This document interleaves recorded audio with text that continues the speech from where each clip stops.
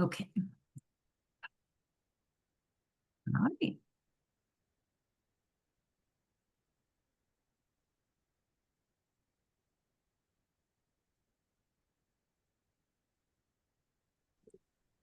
Hi, everybody. Welcome.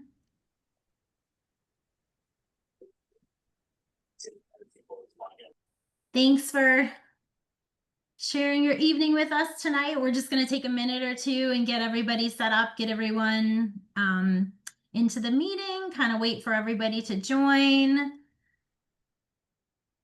Just a couple of housekeeping items. We're just going to ask that you stay on mute. I will probably mute you if you are not muted already, because we're going to save questions till the very end.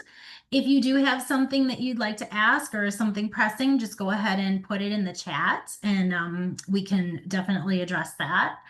And the other thing is that we will be recording this session. But we are going to have some breakout rooms, and the breakout rooms will not be recorded, just so you know. Still giving people time to join. We're so happy to have Melanie here tonight.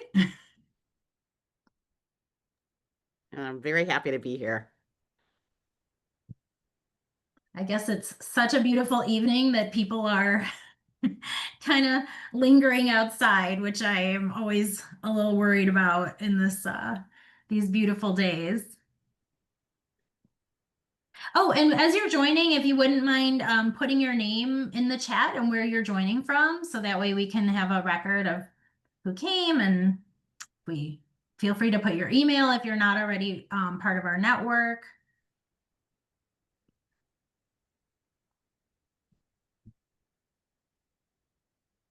It's always a great way to network with folks as well. Yeah, absolutely. Well, Melanie, we're at 6:35. We have kind of a small group, but we are, like I said, we are going to be recording. So if we want to go ahead and get started, I think I'll wait one more minute, and then we can just go ahead and get started. Okay, just give me the green light and tell me when you're ready to go. Yeah.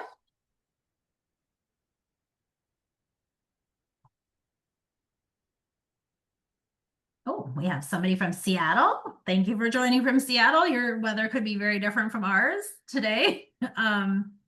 Evanston, local. Thank you for joining. Oops, sorry.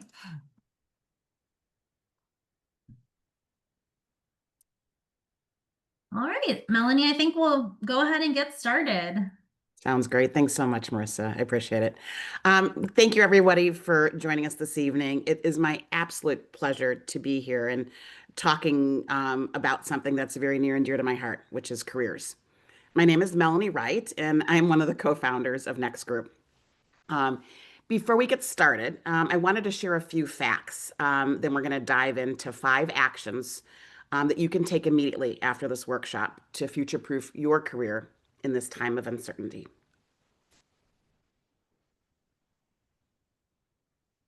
Great. Thanks, Marissa.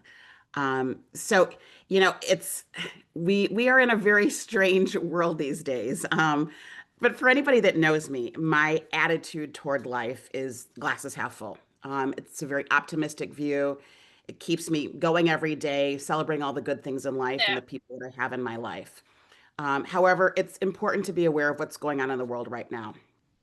Since the beginning of the year, there have been more than 250,000 layoffs in the first few months. 30% of the workforce is actively searching for jobs.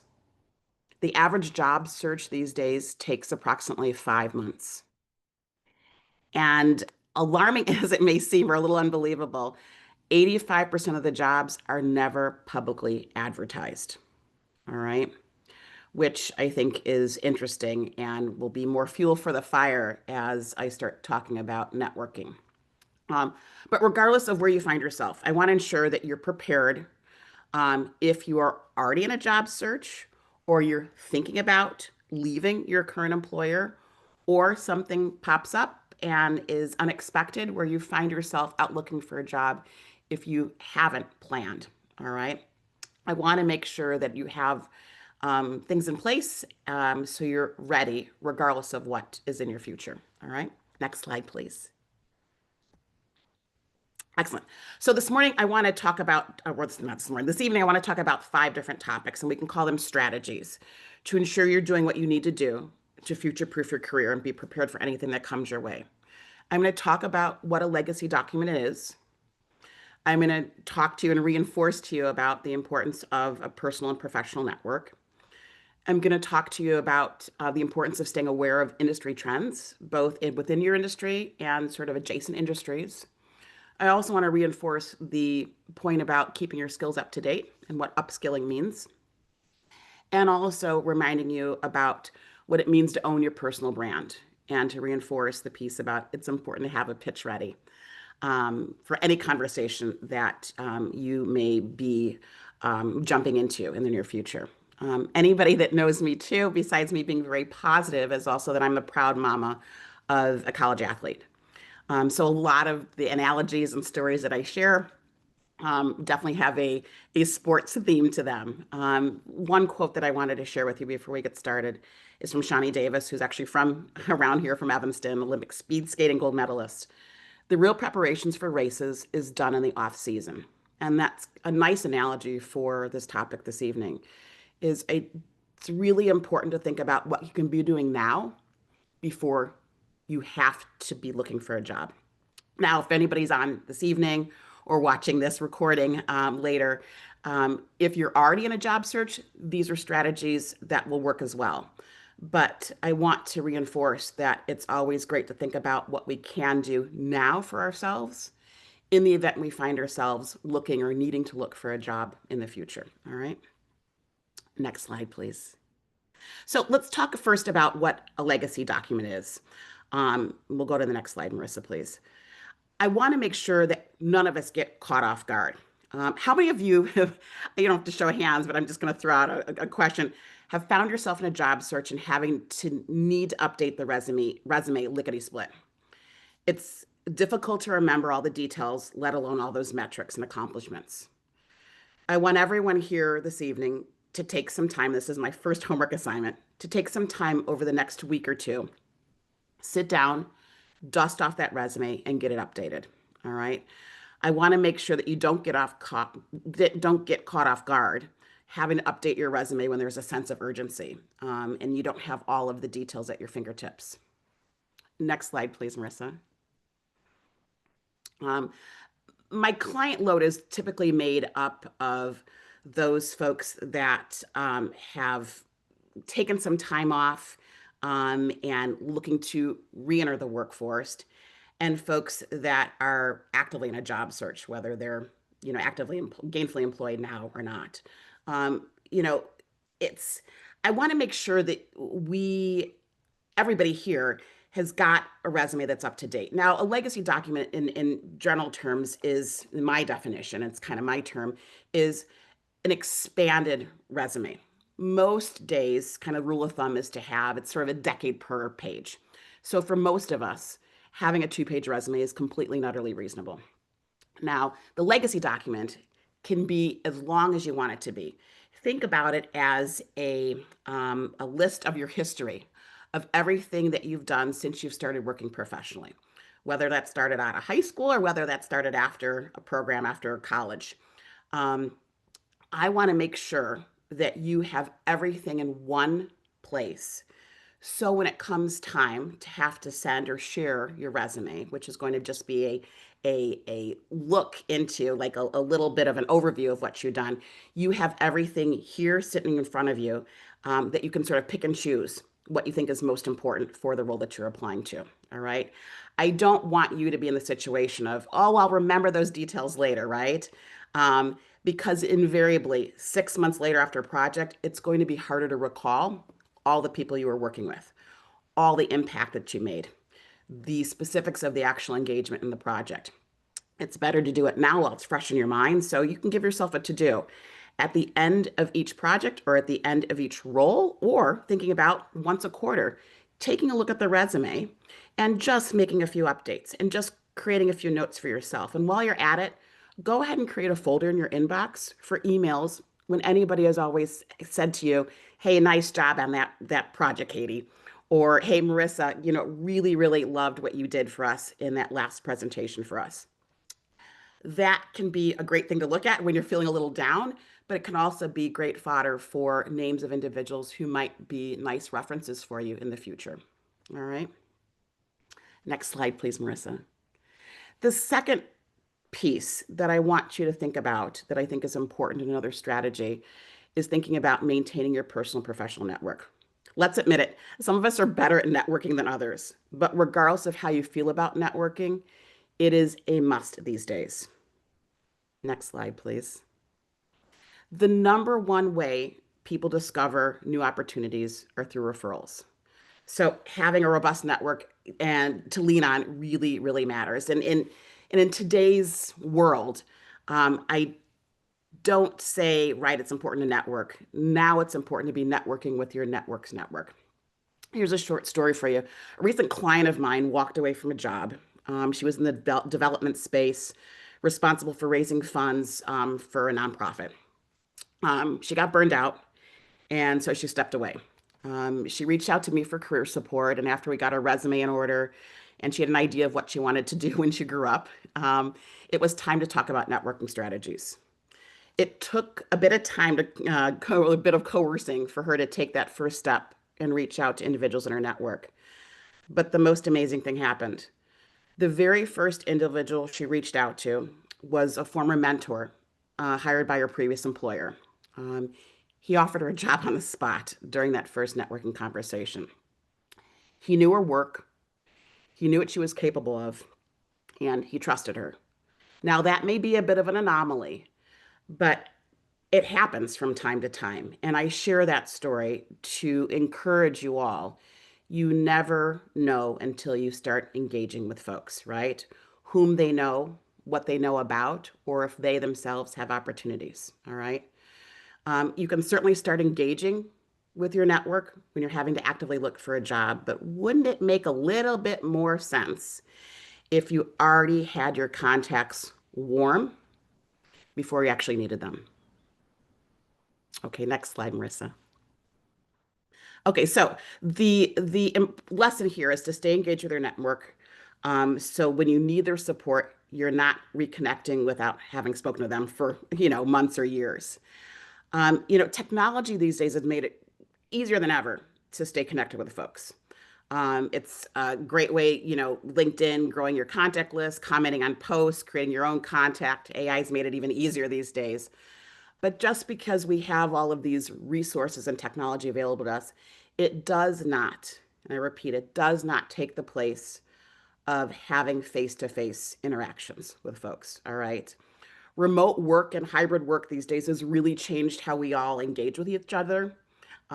Fewer people are going into the office. So I encourage you to make the effort and schedule time to connect with folks.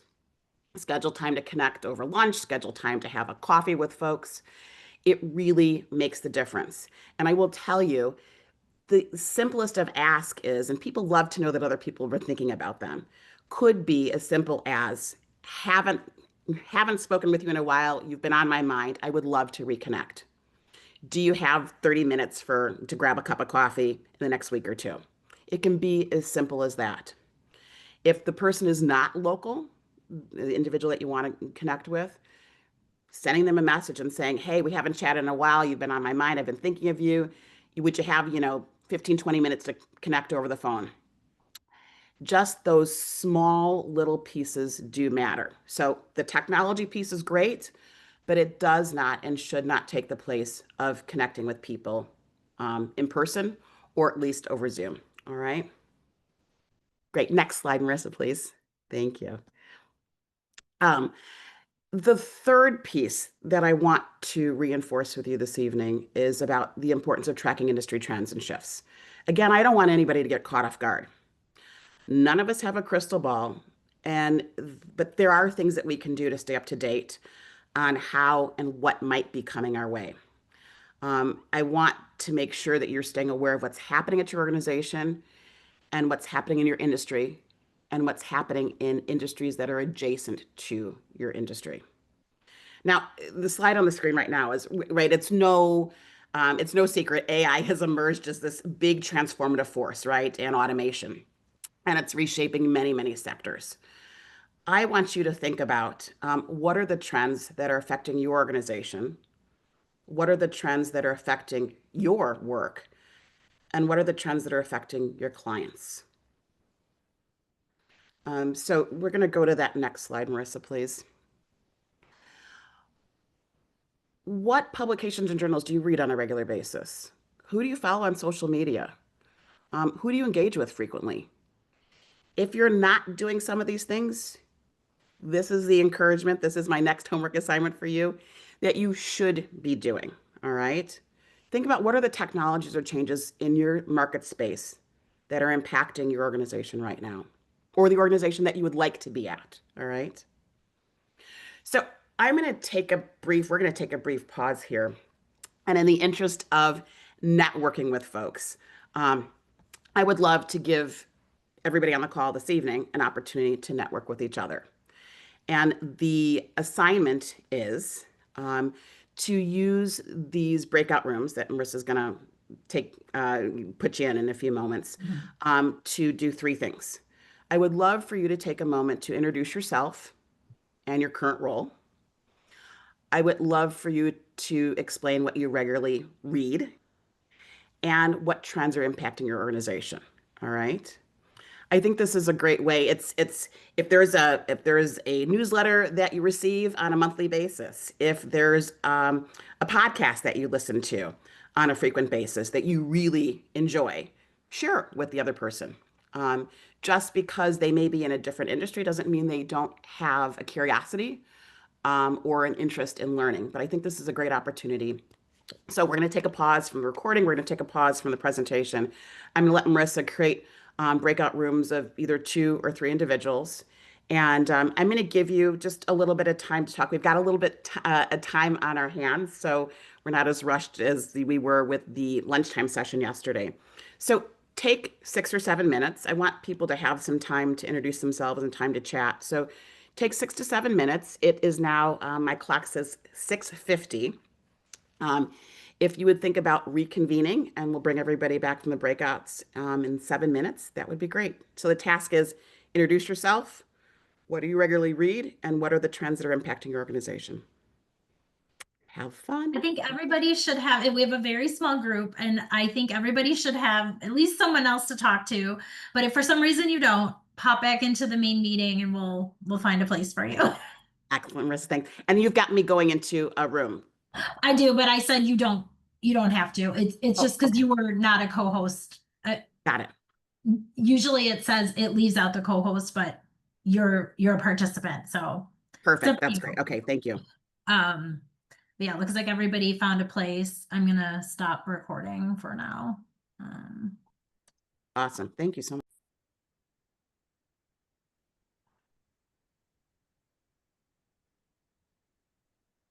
Welcome back, everybody. We hope you were able to talk, right? You were able to take yourselves off mute. Okay, good. Awesome. So does anybody want to share anything that either a partner or they themselves shared about something that they'd like to share with the larger group? Somebody that you follow on LinkedIn, or technologies that are impacting your space, or anything interesting that would be nice to share with the group. You can just go ahead and take yourself off mute if you'd like.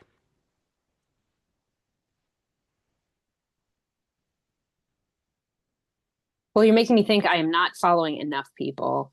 Um, but and you know what? We didn't even, is it Revan or Reven or, sorry about that. Raven. Reven. Okay. Reven. Sorry. Sure. I subscribe to the Greater Good Science Center newsletter, which I think is out of Berkeley. And it's like a fire hose of positivity and data based, a little bit of science of happiness, a little bit of relational stuff. So anyway, that's one thing I can recommend. Katie, say that again, the greater good of Greater Good Science Center. answer. Thank Like you. newsletter. There you go. Anybody else have a resource? Thanks for sharing, Katie. I appreciate it. Anybody else have a resource that they really thoroughly enjoyed that they would like to share with the group?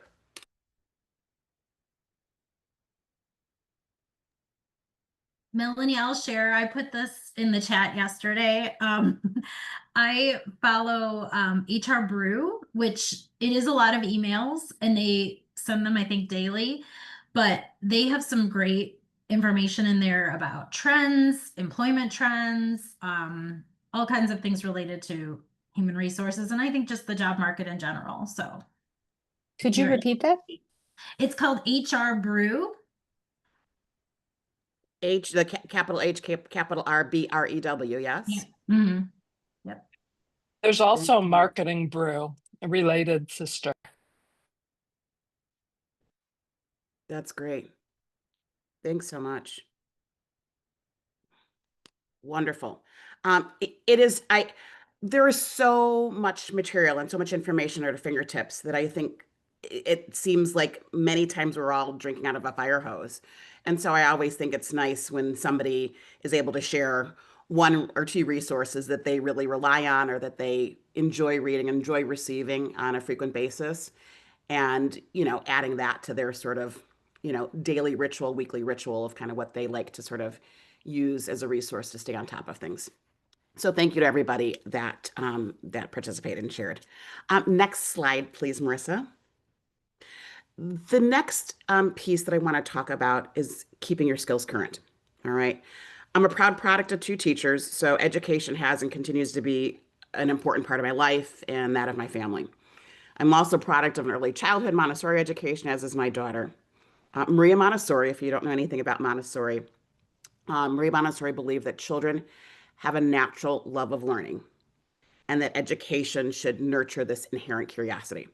Her method, the Montessori approach, is designed to foster this love of learning through what she calls a prepared environment that encourages exploration, independence, and self-directed learning, allowing kids to choose activities that interest them. All that said, learning is something that I am continue to be very, very interested in. Um, Now, job seekers these days are proactively upskilling and reskilling, and so should you. It is also a great way to differentiate yourself. There are a whole host of online learning platforms out there.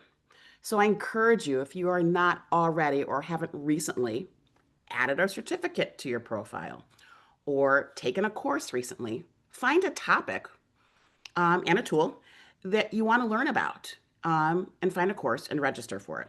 All right. Next slide, please. My question to you is, what skills have you added to your toolkit in the last 12 months, I should say? Um, if you are working right now, have you taken advantage of professional development offered by your company? Um, Coursera, one of the many tools that are out there, showed that 90% of students believe that even these little mini like micro credentials have helped them stand out in the recruitment process. And just think about it. If you're a recruiter on the receiving end of a stack of resumes and everybody in general terms looks relatively qualified for the opportunity, um, I would be more inclined to reach out and engage with the individual that it looks like they're taking an active role in staying up to date on their current skills, adding new skills to their credentials. And so I encourage you to think about one or two topics that you're like, God, I really wish I knew a little bit more about X. I guarantee you that there's probably a course out there that talks about that topic. And take some time. I think it is time that we invest in ourselves.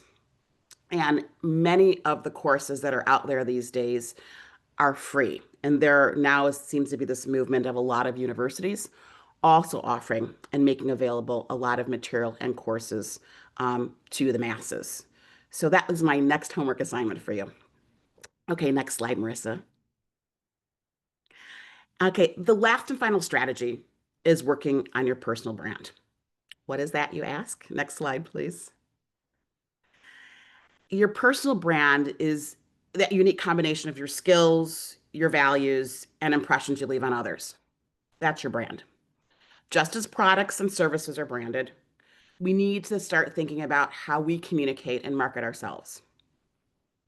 The images that are in front of you all are individual brands. And the amazing thing here is that even without words, we all know what products these logos represent. We also could probably come up with a half a dozen or so adjectives, if not more, to describe each of these products and their value. So I want you to think about, what is your brand? What do you bring to the table? And what is your value? Next slide, please, Marissa. Jill Avery, she's a senior lecturer. She teaches a course on personal branding. I want you to think about her perspective on that. She calls it intentional strategic practice of defining and expressing your value. Your personal brand is that amalgamation of associations, beliefs, attitudes, expectations that people hold about you. The other thing that I want you to start thinking about too is having a pitch ready. I just had an intake session with a prospective client yesterday. And she sent me a message today. She's like, Melanie, I'd love for you, to get your support. And I said, great. And she's actually has an interview coming up next week. And she said, I'd love to have some support with your pitch, with her pitch. Having a pitch set and ready to rock and roll is so very important these days. You never know when you're going to find yourself in a situation where you need to sort of give a quick, high level executive summary about who you are. If you're out walking with a friend in the neighborhood, if you're out for drinks one evening or out to dinner, or you find yourself at an event or at a networking event, and somebody wants to know a little bit about yourself, you should have something prepped, ready, and prepared that you can use to introduce yourself. Yes, this is kind of your elevator pitch, something that you can rattle off in less than 60 seconds that really talks about, one, what have you done in your past? Two, what are you doing now? And three, probably the most important thing, what do you want to be doing in the future? All right, that is a really good model for a pitch. And it's not something that I encourage you to memorize, but just to think about having some talking points the next time, having prepared talking points the next time you find yourself having to introduce yourself and who you are. All right. So give yourself some time, next homework assignment, to think about not only what your personal brand is, but also how would you introduce yourself the next time you find yourself in a networking situation. All right. Great. So as we wrap up, I want to remind you about what we chatted about. We talked about what a legacy document is, right? And why we need it. We talked about networking. We all need a robust network that's going to work for us. We also talked about industry movements, right? We shouldn't be operating in the dark. We need to be reading, we need to be learning, we need to be engaging and talking to people to stay up to date on what's going on in your industry and those industries that are attached to your industry, those industries that affect your industry and those industries that your industry affects. Continue to learn something new. Okay, if learning something new each day is a bit much, think about learning something new, reading something new once a week, at a bare minimum once a month. Okay. And then also think about how you want to project yourself to the world. Have a pitch ready, have it ready, and take it for a test drive. Find some close allies, find some of those warm contacts, family and friends, right? That you can try your pitch out before you find yourself in a situation of having to look and search for a job. All right, next and final slide. Um, I would love to stay connected with everybody here. If we are not already connected, feel free to grow your network and add me to your network.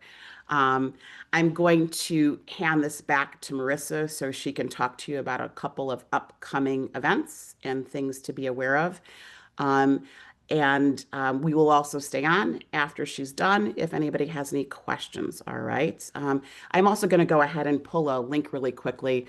If you have a moment while we're still on, if you wouldn't mind filling out, just give us a little bit of feedback on the presentation on the workshop tonight, would be much appreciated. Absolutely. Thank you so much, Melanie. This was You're welcome. such a great session and very, very appropriate leading into some of our upcoming events. First of all, if you are not a member of Next Group, which I hope you all are, please go ahead and join us. And you'll be connected to all of these great workshops and all the things that we offer mostly for free. We are doing, it's a brand new thing we're trying, because we have heard from many of you who said that we want to meet more people, we want to network with more people. So we're doing a virtual networking session on October 9th. And if you go onto the registration, we actually have a bunch of links to our resources that help you prepare your pitch, prepare, you know, what you can say to people when you meet them at a networking event, and we're going to try it out. So it'll be a great opportunity for everyone who joins. Of course, you can schedule a session with Melanie for her career boost. And she will, I love when she says, help you figure out what you want to do when you grow up, which we're all trying to figure out sometimes.